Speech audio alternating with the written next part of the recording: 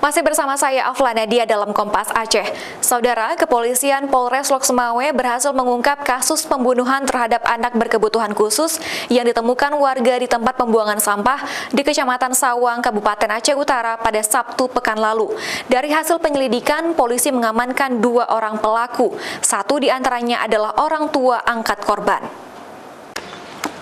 Kedua pelaku berhasil ditangkap Kepolisian Polres Lok Sumawe bersama tim Jatanras Polda Aceh di 2 lokasi terpisah.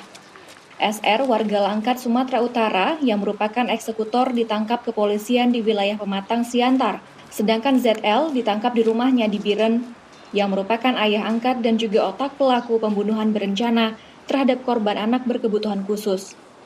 Aksi nekat sang ayah angkat ini dilakukan karena kesal dengan tingkah korban yang aneh, sehingga ZL berencana akan membawa korban ke panti asuhan.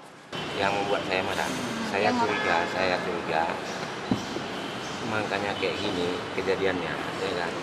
Saya takut dia pukul istri saya dari belakang atau dia perkosa istri saya, karena tingkah laku dia seperti itu. Modusnya pembunuhan ini menggunakan racun, yaitu racun tikus yang dilarutkan ke dalam minuman teh. Jadi dari sejak pagi hari Selasa tersebut, si bapak angkat ini sudah mengkondisikan si anak untuk tidak diberi minum seharian.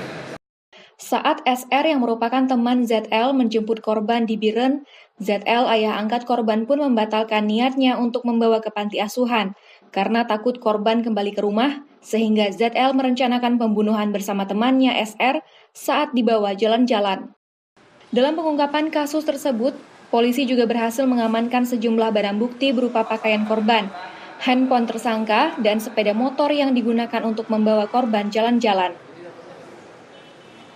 Zikri Maulana, Kompas TV, Lok Sumawe.